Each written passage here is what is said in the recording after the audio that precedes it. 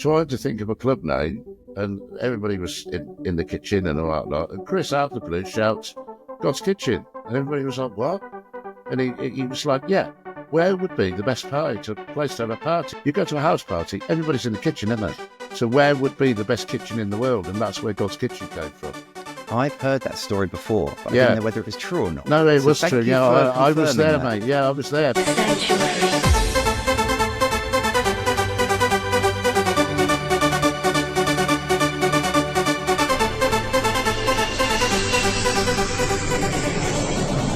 AJ, thank you for joining me.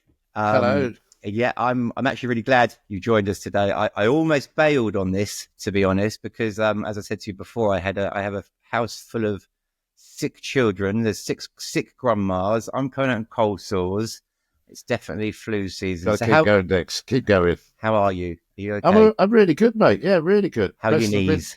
Brilliant. Absolutely fantastic. I've had both of them done now, so I can walk for the first time probably in 10 years. It's amazing, mate. I wish 10 years? Yeah. Causing you problems for that long, yeah? Yeah, I've been walking around with bent legs like that for 10 years, and I had the one damage. I had that fixed, and he fixed it so well. Apparently, it was one of the worst knees he's ever done. It took him 3.5 hours, and he fixed it so well, I couldn't straighten the other one, even though I got no pain from it. So I had to have that straightened as well. It's kind of the way, though, isn't it? When you get one done, you have to get the other one done. Yeah. But, So, I had to speak to you because obviously we have Godskitchen coming up again in Ibiza.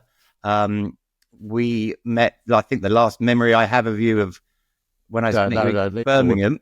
Don't even talk about it. Was was the green room. But we won't go into that. But yes, that was the last memory I have. But we had a bloody good time. And we really we thoroughly enjoyed that night. It was just an absolute shocker that the venue lost its license so quickly. Yeah, I mean, it was a typical Godskitchen green room, mate. It was. It was. Yeah, I think we'll draw a line under it there. But unfortunately, we were very keen on doing more events there. Yeah, it was extremely cold. Obviously, it was that cold that the CO2 froze. Oh, did it? Yeah, do you know the cannons, the CO2 cannons? The entire system froze. I didn't actually see much of the party, Dex. After I played, I was in the green room. You were hiding in the green room with the rest of them. Yeah, I've never heard of that before. Mate. Yeah. They had a CO2 system all the way down the side of the warehouse, and it froze. I think it went off once, and then it just failed. Yeah, looking back, I've seen pictures of it. And that's what excited us. The venue was literally... it was big enough, and I think it has great potential. It was literally only open several weeks. Tell you what the shame with it for me was the fact that you see all these places like the Drum Sheds in London and stuff like that. Birmingham has never had that. And Crane was the nearest that they had to a proper dance, big arena sort of place. Yeah. And so it was a shame. And, even since... all the venues in Birmingham are like 2,000 capacity maximum. This is the issue. This is an issue for, I mean, back in the day, you could get DJs for X amount. Yeah. Now they're 10X. Yeah. So, I mean, to bring in the sort of lineups that people want to see, you have to have a very big arena and a very big budget. So it's very difficult. Well, it's not a club show anymore, is it? It's a concert. It's very, very difficult. Luckily, with what we do at One More Time, where we do it at Eden and we can do it at smaller venues, we're very classic-y. And this is the One More Time headquarters, by the way. This is where all the stuff happens in here. Is that why Kevin and Perry are on the back seat? Yeah, that's right. Yeah. I'm coming to Ibiza to go to that party and Godskitchen. Yeah, it's going to be wild. That is a really wild week. It's turned into just a very special week in Ibiza. I mean, we've been doing it for a few years now, and it's kind of turned into like a lot of the old school faces are coming over just for that week. A lot of the old workers are coming over. A lot of the old ravers are coming over, and they're treating that as like kind of the party week. And it's even got to the level now where local businesses close the day after Kevin and Perry. Oh, really? So their staff can go to the party. Oh, well, that's nice, isn't it? Now, that's a thing that used to happen at Space. When Space closed, everyone used to close afterwards. So it's a really nice thing for that to be happening for our event. That was like it was we never thought it would grow into something as big as what it is. No, and it's nice because you guys have kept the club element as well, haven't you? Yeah. We've like a lot of the big DJs now, they are just doing, like you say, the arena shows and stuff like that.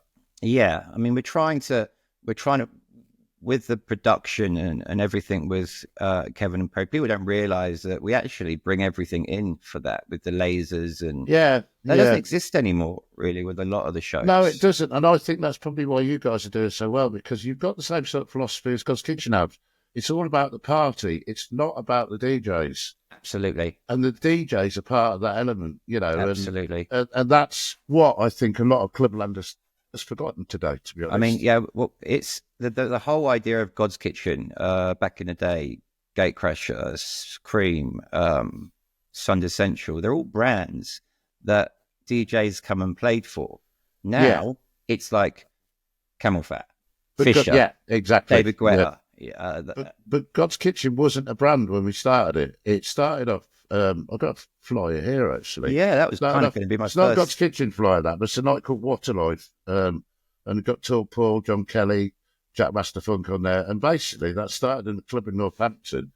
And the Tyrone and Chris, who I first started DJing for, was offered another venue. So we all went back to Chris's at an after party, trying to think of a club name. And everybody was in the kitchen and all that lot. And Chris, out of the blue, shouts, Godskitchen. And everybody was like, what? And he was like, yeah, where would be the best place to have a party if you think you go into a house, you go to a house party, everybody's in the kitchen, aren't they? So where would be the best kitchen in the world? And that's where Godskitchen came from. I've heard that story before, but I didn't know whether it was true or not. No, it was true. Yeah, I was there, mate. Yeah, I was there. I started with Tyrone and Chris before they started Godskitchen. Fantastic. With a night called Waterlife, and it was only because they like you, they're saying, they got very popular at this club in Northampton, and they needed to go to the next level, but because they were using a band venue as such, they couldn't call it Waterlife because the club didn't want them to. So they said, right, okay, we'll start a new brand. And Tyrone was all about the DJs. He knew all about the music. I was the resident DJ. But Chris hadn't got a clue about dance music, not a Scooby-Doo. And to him, it was all about partying. Now, Chris was the clever one that marketed Godskitchen. Chris was the one that booked all the entertainers, like you do it One More Time. Yeah. And it really has. If you look at One More Time, it's got the same vibe and the same idea of putting a party on as what Godskitchen did when it started. That's nice to hear. And that's what you don't find in a lot of clubs today. All you see is that big DJ, that show as such, as opposed to a club night. So really, I mean, One More Time looks like a night where you have some big names, but you could put whatever DJs on at the right time and it would work. Yeah, we're very thankful that we have Nick, my partner. He books very, thinks about the bookings, and he books very musically. The artists have to fit in with each other on every lineup. So no matter how well the club night goes, it's always going to be musically fantastic. So I think I had a chat with Vicky Devine, our resident, about that a few days ago. So how did you start DJing? I started DJing in a place called the Boathouse. And basically what happened was, and this is linked to my knee, I was doing motocross and I was doing quite well at motocross. Okay. And I had a knee accident. And it's at the same time that Electro came out, you know, the album series, Electros. Yes. That song, Wiki Wiki or whatever, Electro 9 or something like that. And there was a gang of lads that were doing all the breakdancing and got the decks and all that lot. And I didn't fit in with them. So basically, I went and bought myself a set of Technics because I had to sell my bike. Went down to the local club that night and bumped into a lad that I hadn't seen for years. And he turned around and said, well, I'm the resident DJ at this club. He wasn't really that interested, but he said, come and have a go. And then all of a sudden, about 6 weeks later, he was wanting to take the night off and leaving me his record collection. And I was doing the whole night. But in the meantime, the free rave community appeared. And basically, what the club would close at 12:30, and then we'd all go down to Oxford and go and find a free rave. And what year was this? Well, it's got to be back probably about 82, 83. Good Lord. That is right at the very beginning, isn't it? Yeah. So I went and played at Castle Morton. Showing your age here, mate. No, yeah. I know. But no, I played at Castle Morton where they were, the first big one that was in, was it Worcestershire? Was it Castle Morton? I think so. I've seen the flyer. Yeah, there was about 10,000 people there. Pretty sure we got the flyer. So you're saying that your mum found all your flyers?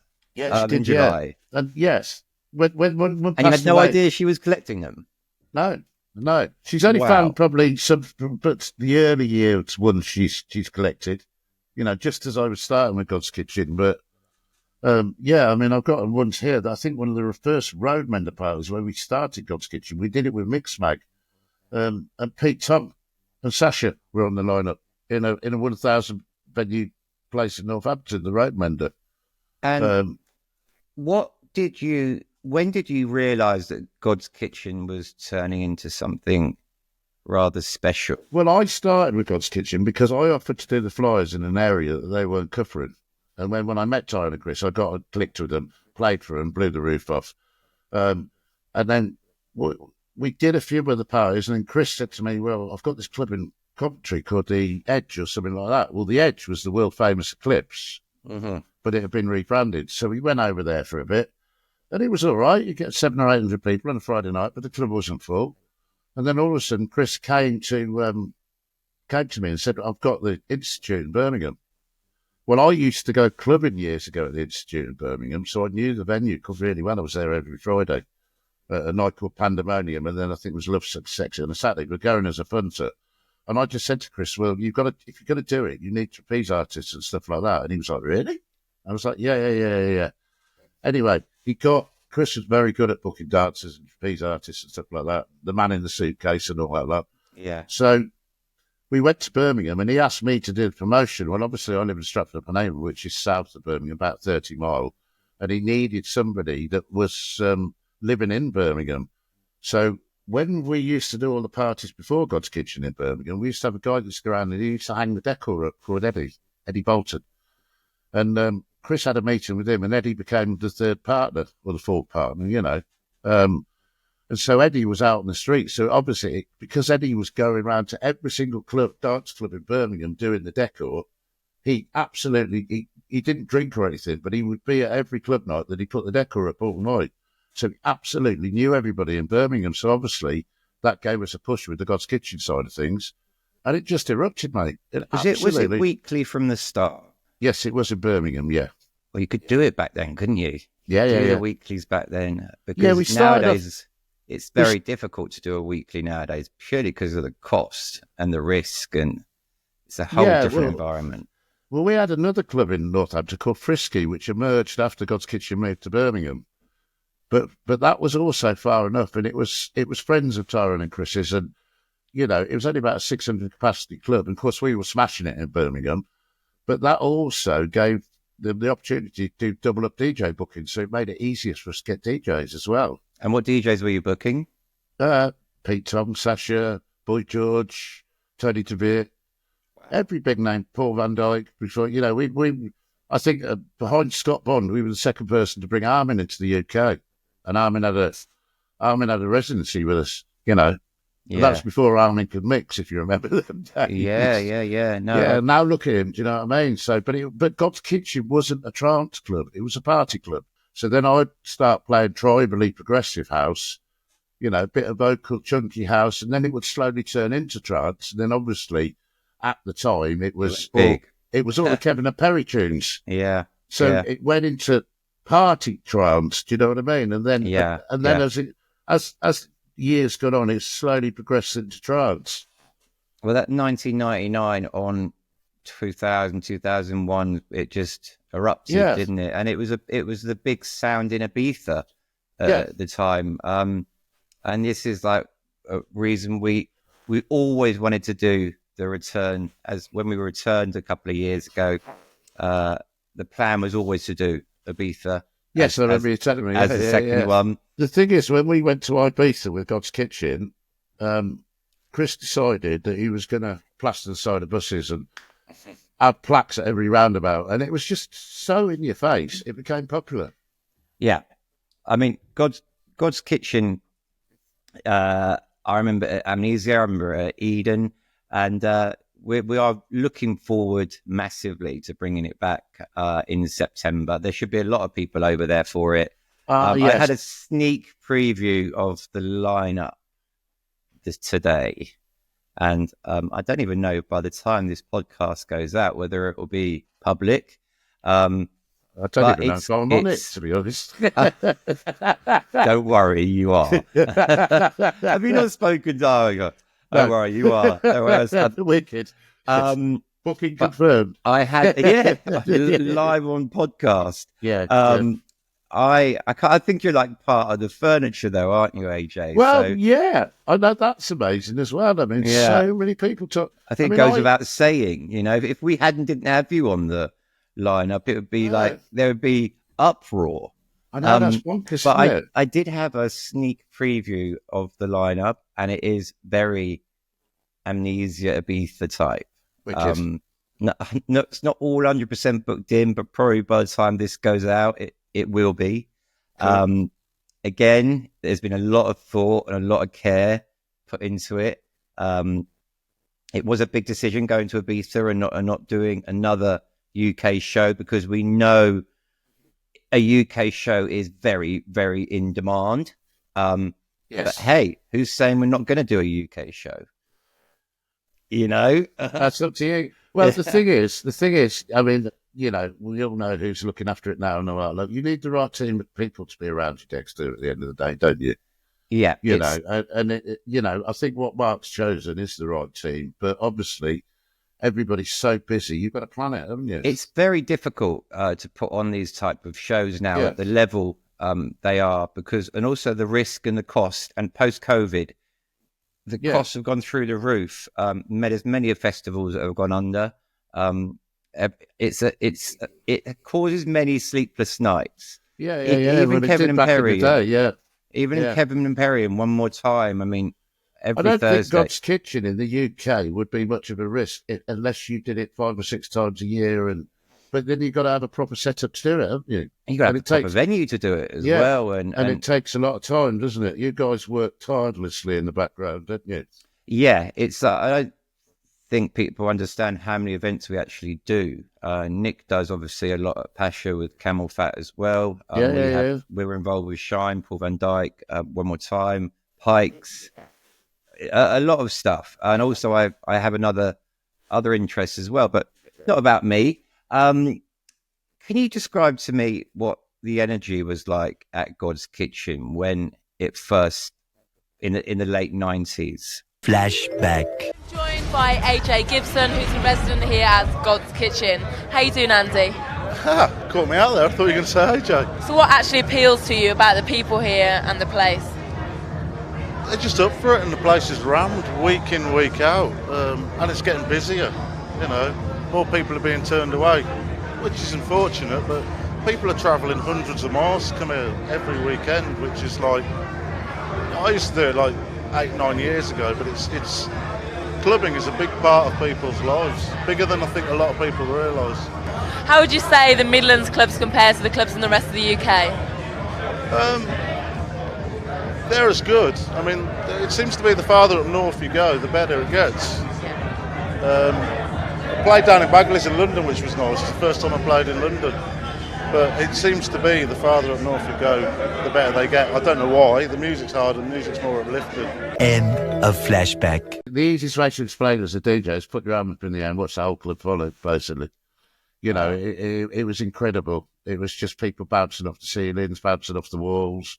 Everybody was happy. You had to queue, I mean, we had little things like, one day we had torrential rain and it was forecast, so Chris went out and bought 200 umbrellas and just gave them all to the people in the queues, and that sort of little. Chris was very good at the minor details, the finer details. Sorry, they go a long way. They do, yeah. But he hadn't got a clue about the music, like I said. But we had a loyal army, and none of us expected it. It just erupted. Yeah, it's the things that you don't plan for generally blow up, and the things you plan for don't work. Exactly, yeah. And we had three such good ceilings. seasons in Ibiza. They were bonkers, absolutely bonkers. But I'll never forget Godskitchen at Eden. I think it had like 4 closing parties one year. Yeah, Godskitchen closing, and there was an encore. Yeah, I mean, I love Eden, but it wasn't so good when it went to Eden. It was Amnesia really where we smashed it. Of course. I think that was the last year God was over there. But I think the whole sound was starting to change around the last year of God's in Ibiza, where we were seeing the DC-10s were really getting popular. We had a young lad from Redditch that took on, and he's now running it. So, you've still got a part of the original Godskitchen in there, which is nice. Yeah. And we're very much trying to keep it. Make every decision is very carefully taken because we know what the trance community expect of Godskitchen. We know how close they are to the brand. So you can't just take it for granted that people are going to like every decision that you make. Yeah. I think we will see more house in Ibiza because obviously we have the terrace, which will be programmed differently. At Crane, we had the after party. It was pretty much full on with Lisa so it's going to be a completely different atmosphere, vibe, approach, the Ibiza show. Obviously, when we're talking about Godskitchen, immediately we think of Global Gathering. Yeah. Now, how did that all come about? Chris happened to said, "Oh, I'm going to do a festival," jokingly. I don't know whether you remember years and years ago. It might be before your time, mate. You'd same age as me, are you? No, you're not. You're younger than me, aren't you? What, give me age away? I'm 47. Right. I'm 47. I'm 54, right. So when I was 17 or 18, there was an airfield just outside Stratford-upon-Avon called Long Marston Airfield. Long Marston Airfield was one of the first all-night raves in the UK. Wow. And it was a night called Pegasus, and it was basically a unicorn on the front flyer, and it was Groove Rider Fabio and all that lot playing. But believe it or not, it was Chris that put that on, because Chris's best mates at the time was James Perkins that owned Fantasia. Okay. So Chris is knocking around Cheltenham with them boys. They're putting on parties, and Chris is like, well, I'm going to have a go at this on my own. So he goes to Stratford-on-Avon, Long Marston Airfield. So when, obviously, Chris decided to do a global gathering, he went straight back to where he'd already been dancing with them years and years ago. So we got the perfect site. He knew the site as well. Yeah. Always helps. He put us logistically. I mean, if you get it wrong, it can cause a nightmare. I think there was one big circus top, and it went on till 6 o'clock in the morning. Complete, caused complete chaos with Stratford District Council and everybody going in. But it was a party that people remembered, and obviously then when the festival started, it became a normal way of life, which made it easy to get licenses and stuff. So Chris went back to Stratford-upon-Avon, but at the time we never really thought about it. But you've got Creamfields up north, you've got Homelands down south. There was no festival in the Midlands, so it made perfect sense to put it on. And it pulled from north and south. So, and that, was a risk to do the first year, and it completely cleaned up. Everything Chris seemed to touch turned to gold.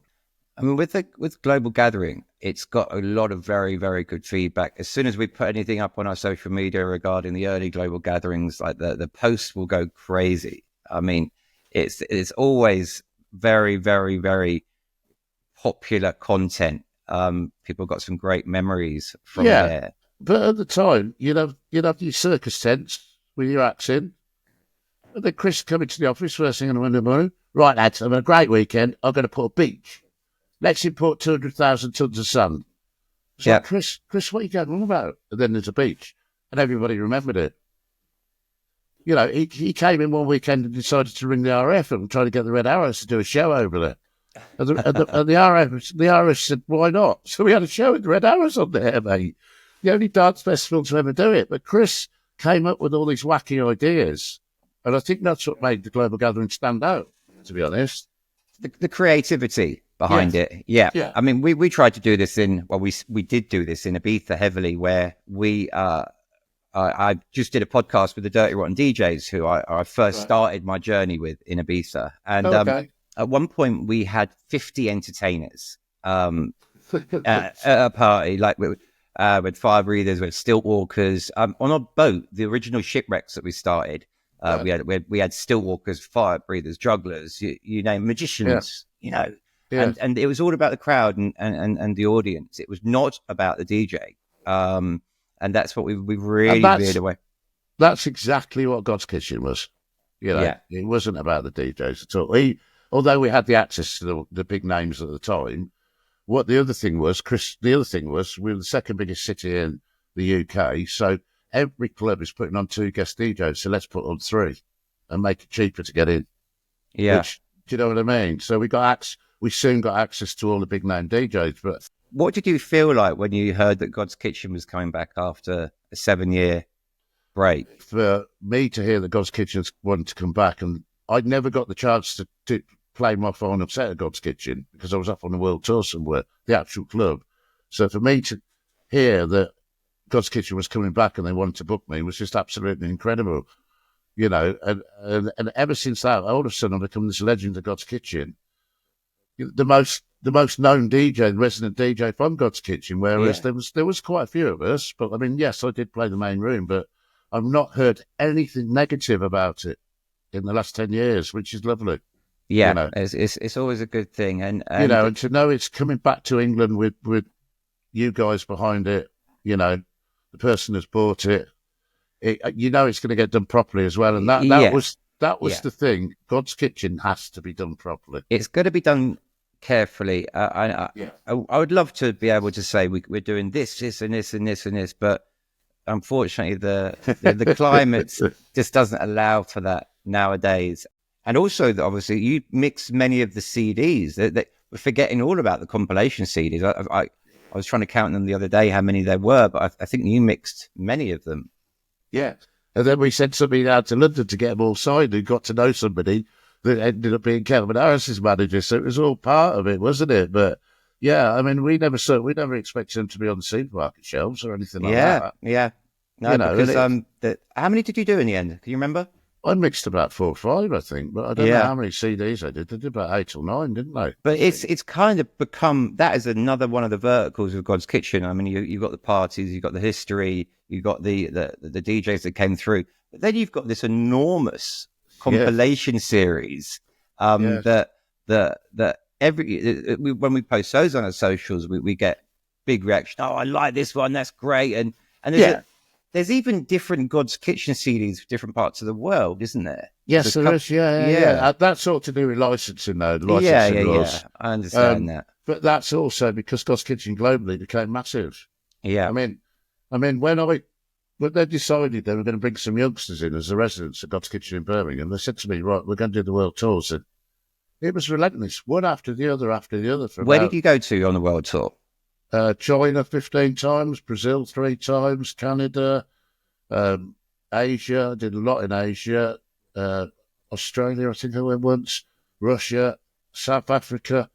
It was relentless, weekend after weekend. And what I think the funny part was, I used to take some blow up banners and stuff like that with me, and it was just me with a bag, excess baggage, with a load of blow up things that the promoters hang. And also 10,000 people in a warehouse.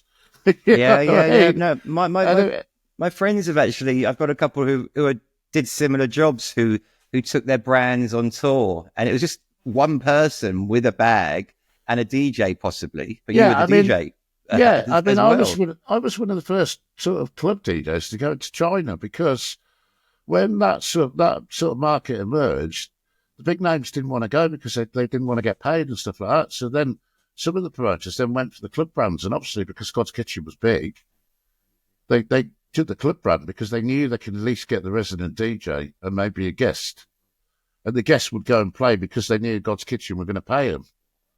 You know, so I sort of hit the world scene when the world scene was emerging. Really, did you come to Croatia?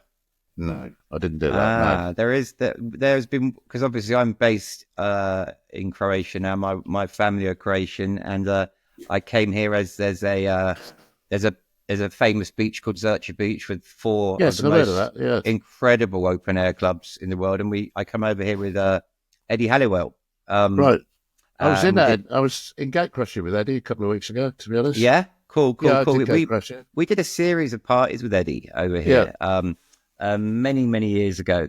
And I met a girl when I was over here, and the rest is history. But there's still a poster up in one of the hotels. I can't remember who's playing, whether it was the Swedes or Armin or someone, Paul van Dyk, someone like that.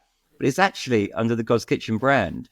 Oh, right. So Godskitchen were at Papaya, which is one of the venues here, one of the top venues here. Yeah. I mean, it's still up there, 2012-ish, something like that. Yeah, there was a guy, I mean, I think he was looking after the brand in the last few years, actually. There was a guy called Paul Hugo. And Hugo started off in life as Gatecrash's tour manager and then moved over to us. But Hugo had a lot of connections in Asia and stuff like that. And then when it came to us, not only did we have the brand exploding, but we also had a tour manager that came with me that had all the contacts in China and stuff like that. So we were able to get in there before a lot of other people, a lot of other brands and stuff like that. If you could relive one night for Godskitchen, what was the one night that particularly stood out for you? Is there a night? I mean, I think it's lying on the floor in the back room in a tight jacket. No, the one night that stood out for me, to be honest, was the Millennium. I started off in Godskitchen. Then I went to Coventry and played an hour. Then I went to Northampton and played an hour. Then I went to Sheffield and played an hour. And then I finished up at Godskitchen, and I got a phone call when I was trying to get in through the fire exit at 7 o'clock in the morning, I think. Oakwood helicopter was in the car park waiting to take him to the ministry. And I did, I think, 5 or 6 clubs and got back to finish Godskitchen. And I think that was the first New Year that we did in the new club. I think it was Code at the time. Code. Yeah. So Air. It was Code. Was it Code first? Code first. Yeah. It was Code first. Yeah. So that was probably the best night I had to be able to start Millennium night. I know I was at Strawberry Sundays. That was it down in London. Oh yeah, with Duncan. Yeah. Oh, you know Duncan, do you?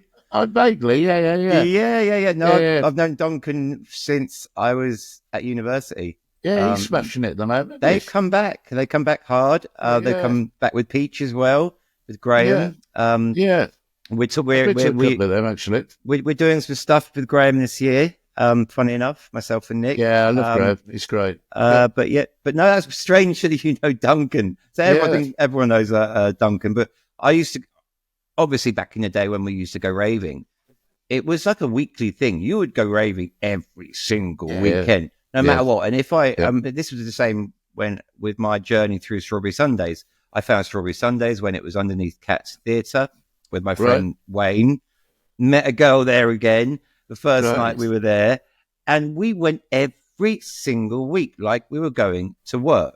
And if we didn't go, honestly, the jealousy and that I would be broken that night if I didn't go to Strawberries. Yeah. And I never went to Strawberry Sundays, to be honest. Oh, bonkers. When it first opened, Duncan, correct me if I'm wrong, but it didn't serve alcohol.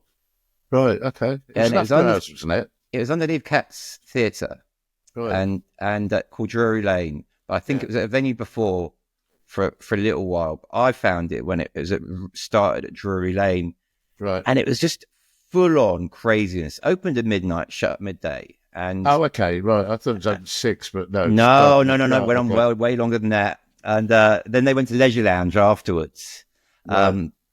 I wasn't a big fan of that. But because I think at the time, I was a resident of Freedom at Bagley's in London. Wow, I used to go there quite a lot. I didn't know you played there. Yeah, I was there for 3 years, but I was there once a month on a Saturday.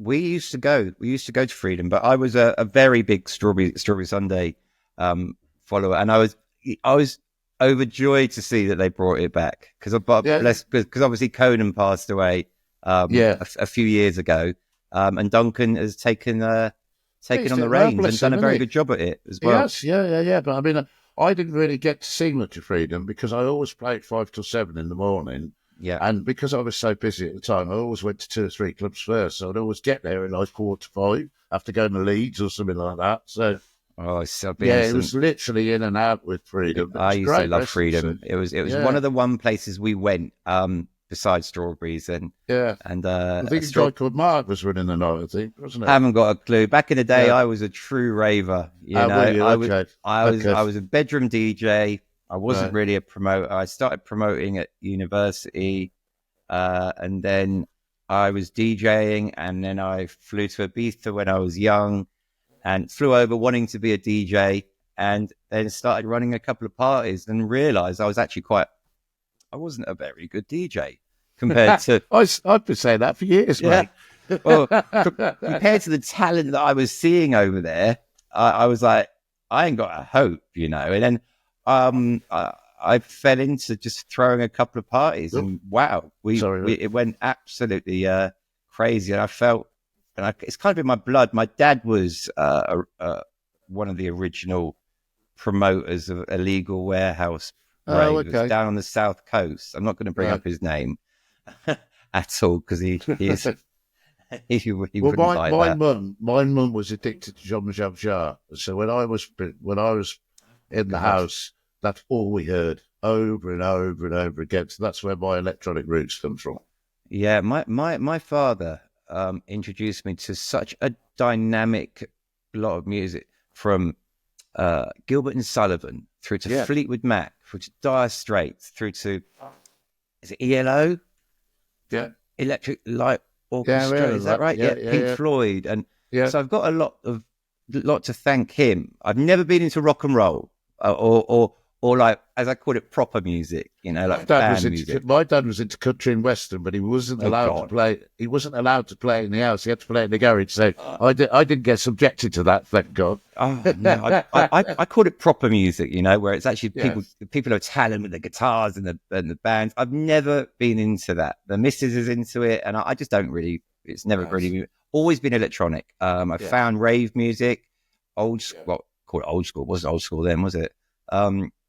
Hardcore, and then I was there, and then I saw the split between when I went started to go into jungle and drum and bass, and then four beat, wasn't it? And then that's right. Yeah, and then obviously I was raving to Slipmat and Vibes and all those. Well, when I started DJing, when I was playing the free parties, I was playing like Topless, Living in Darkness, and Just for You, London, and stuff like that. It was quite, Slipmat and stuff like that. So, and then I went commercial, so play commercial, and then obviously the dance scene got commercial, didn't it? So everything is extremely commercial now. I think the that's not a bad thing, is it? Yeah, the underground scene is still there, but it's kind of been infiltrated by social media. That's changed it, hasn't it? So has YouTube and Spotify, and towards when it started to go slow for me, music wasn't accessible like it is today. No. I'm an electrician in the day, and I've got an apprentice with me at the moment. What does he listen to? Camel Fat and stuff like that. Yeah. And I was like, this is serious music. He said, oh, yeah, me and all my mates love it. No, he's only 18. Yeah. But he was watching Echo and something or... It's bizarre how a lot of these latest remixes of the classic trance tracks, and everyone was just they have not got a clue that they're actually remixes of 25-year-old tunes. No, but this music, I let him play YouTube when we're driving around and going from job to job, and the music he was choosing, I thought that's proper serious dance music. Yeah, and there are 18-year-olds that are into that. That's great. It's lovely to see that, because it's weird that they're into the similar sort of sound than us, because most generations have got their own sound. Like, for example, you have the 60s, then you've got the 70s, the 80s, the 90s, but the 2000s is all electronic, So it's kind of, our generation is listening to a similar sort of sound to But I said to him, go on, you choose whatever you want. What surprised me was the dance music he was putting on was serious. It wasn't commercial dance music. Do you know what I mean? It was serious underground emerging artists. Okay. And it's nice to see. And he said all my mates are into it. It's nice. And my daughter's 19, and she's now asked me for tickets for the Forbidden Forest and stuff like that, because my mate runs it. And it's nice to see the kids coming into the music. Well, dance music of some form. They're taking it a lot more seriously these days. But the kids are getting back into it, which I haven't seen for years, to be honest. No, it's good. It's good. It's weird as well. One more time in Ibiza, we're picking up a lot more of the younger audience. Yeah, I can imagine that. Yeah, which we've been quite surprised at. But it's always a journey with Ibiza. It starts off very differently. May, June, July, August, September. You get a very different crowd. How did your time with Godskitchen affect your DJing career? Did it give it a boost? Did it allow you to? It did. It turned me into a name at the time.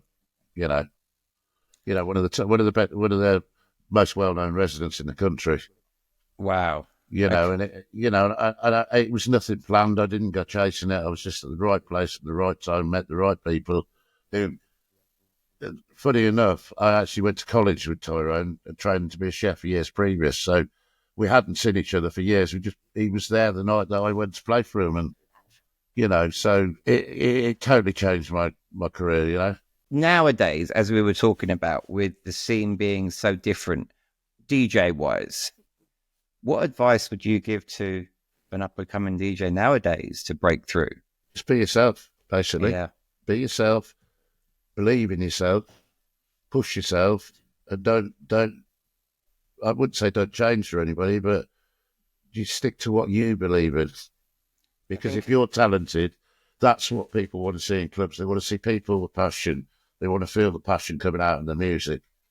And people that are talented and got that, if you look at a lot of these DJs today, they're all making music. They're all the music they're making is all their own personality and stuff like that. I mean, when we started Godskitchen, we were, believe it, I was the first person to play Castles in the Sky in the UK. I mean, look at that track. Good God. We were creating pop music back in the day, whereas now it's all about people's passions.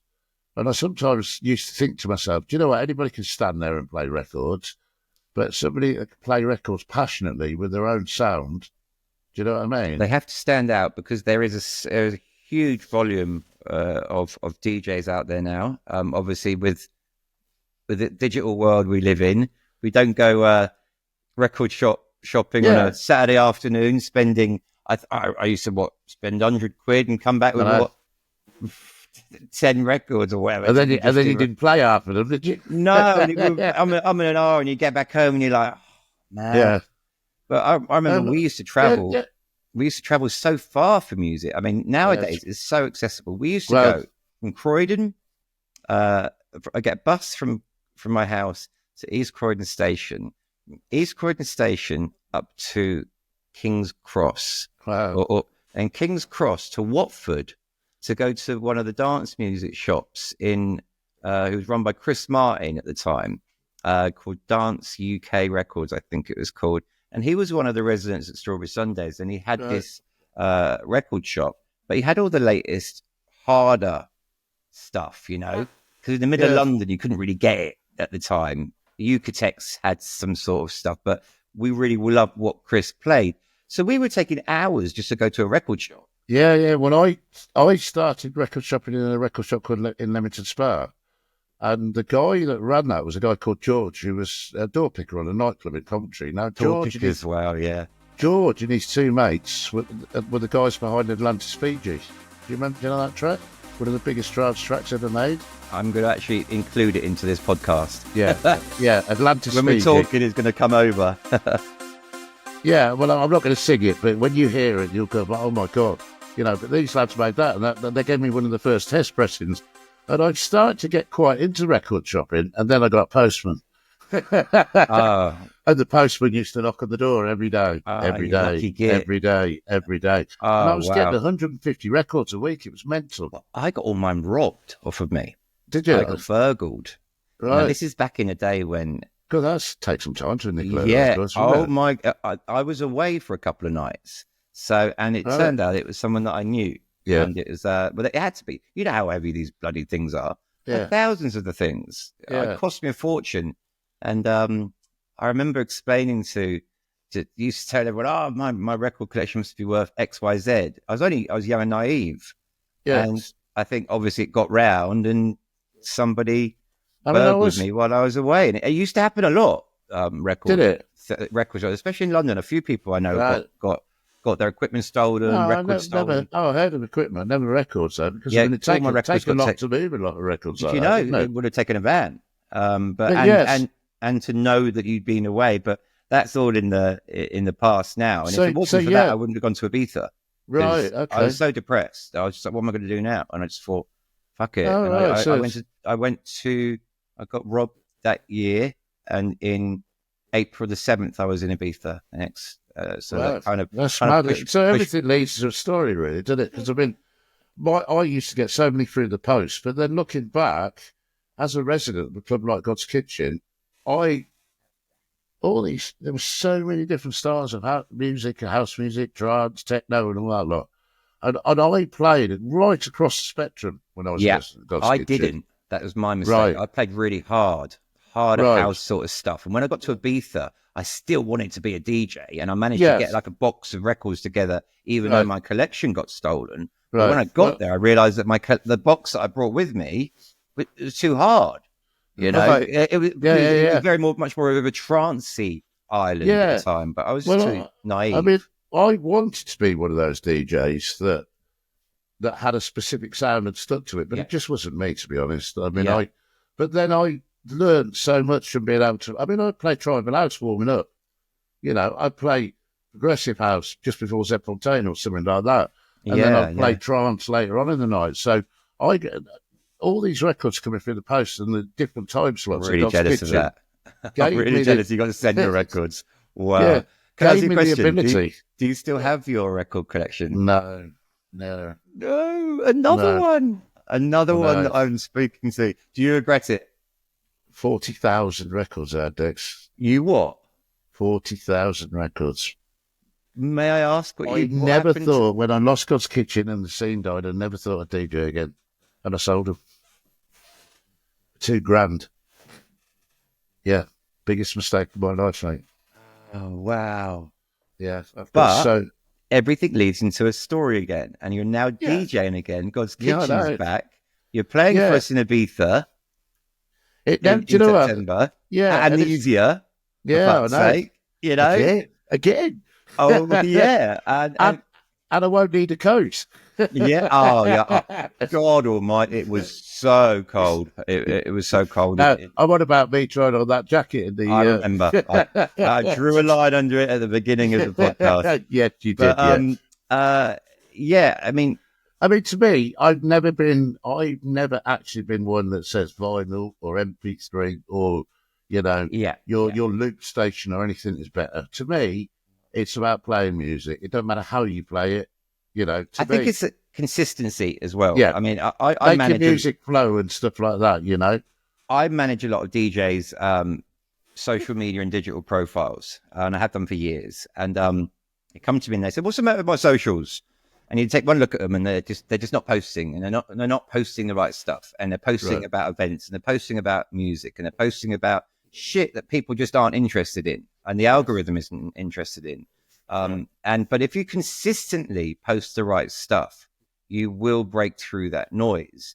And it's again with the music, you've just got to be consistently playing, consistently getting your name out there, consistently trying. But when I went from vinyl to CD, I thought to myself, well, this isn't really any different. You just put a USB stick in instead of getting something out of a sleeve.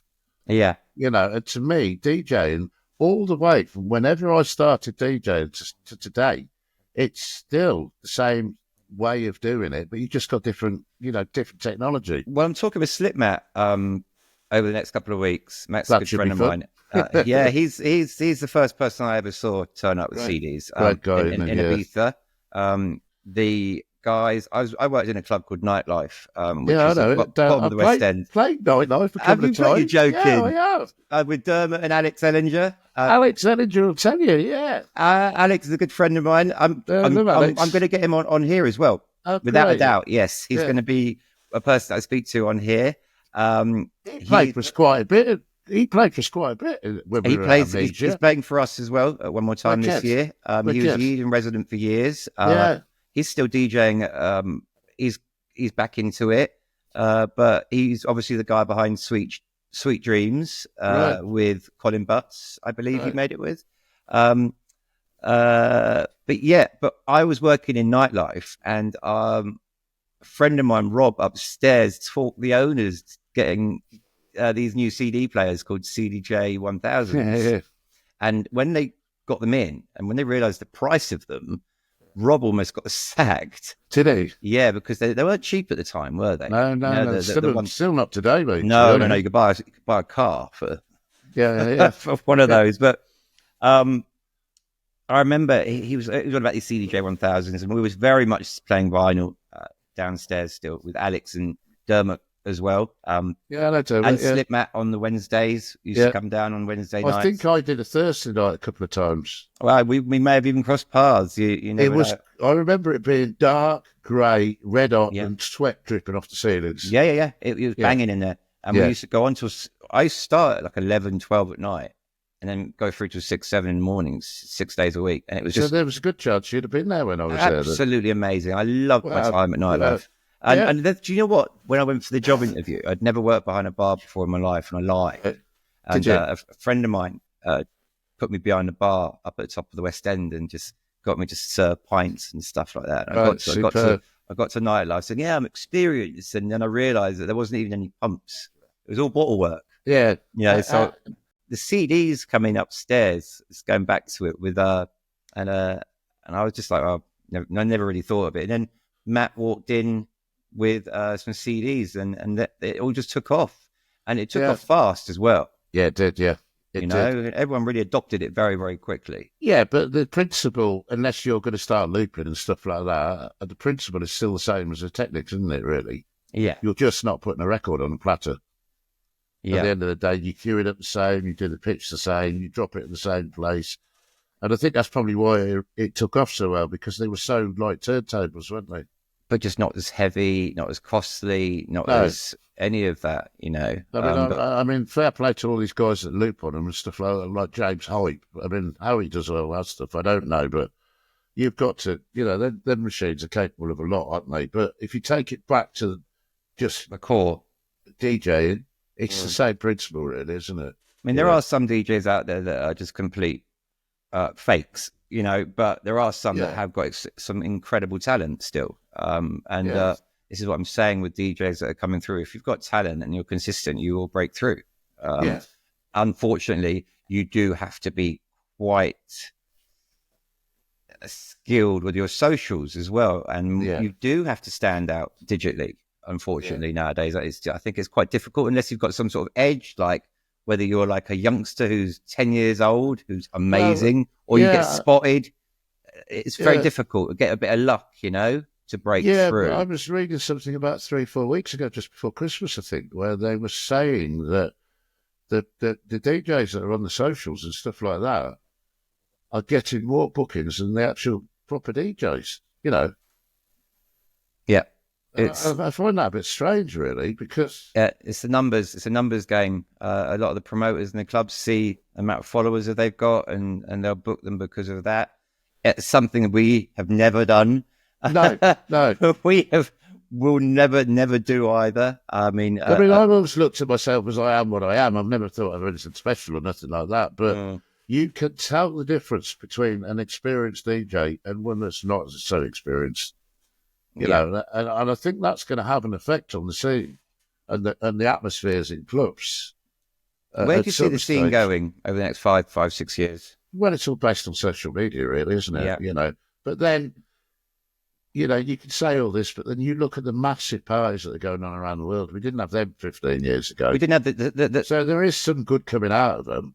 It's the amount of festivals and huge events that I see day in, day out, everywhere. Thailand at the moment is DC10. And I mean, I've got guys over there who are messaging me, so I didn't call, I've been out for 3 days, and we never used to have all that, and I think the big events are big because of they've got to be spectacular now against all the other competition, and B, they've got to be big because the artists are so expensive. So but then they've got to pay for themselves. Yeah, but if you're pulling 10 to 15, 20,000 people on a big lineup like that, that means that the actual whole scene is growing. You look at Amnesia, I mean, how many does that hold? About 6,000, but it's uncomfortable. Is it 6,000 now, is it? I think it would be uncomfortable around that. I think. But then you look at State of Trance in the Docklands and stuff like that in London, there's 25, 30,000 people coming to That's mad. So when did 20 years ago, we used to go to Revelation at Wembley, 10,000. That would be the biggest, Yeah, but 20 years ago, you probably had 30, 40,000 people going to the little clubs all dotted around. Yeah. So, and now everybody with a digital thing can be a DJ, and it doesn't relatively cost a lot of money. So, especially with the DAW software as well, making music yourself, and you can do it all on the computer, it's opening the world to, the scene growing bigger and bigger and bigger, to be honest. Yeah, it's going to be endless. So, I'm just going to draw this to a close because we've been narrowing away for an hour. And also, what I want to do is speak with you after Ibiza. Okay. And follow this up. Do another follow up. We'll get some videos and stuff for you. I'm sure you'll have video. Yeah, I hope to be there. No, I'll definitely be there. You've got to. It's the 1 week of the year that I am always in Ibiza. I used to live in Ibiza. I lived there many years. I do miss it. I miss the energy, the fun, the community. But you can't carry on forever, Dexter. You're getting smashed, but unfortunately, those days are over.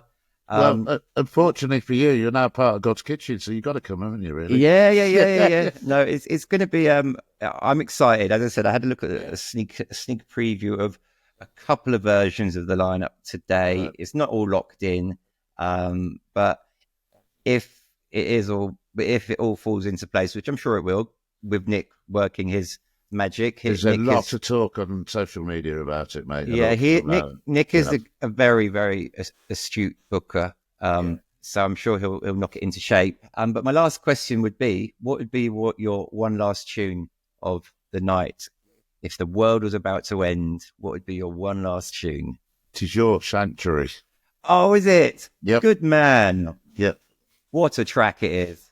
The reason being was we finished at Godskitchen a lot because although it was the Birmingham Institute, it got renamed when we started there as the Sanctuary, Yeah. And we played it every at the end. I certainly played that a lot at the end. I love that tune. Yeah. I absolutely love that tune. It was just the energy that comes when that break comes in, isn't it? Yeah. Anyway, AJ, I want to thank you very much. And I will be seeing you in Ibiza in September.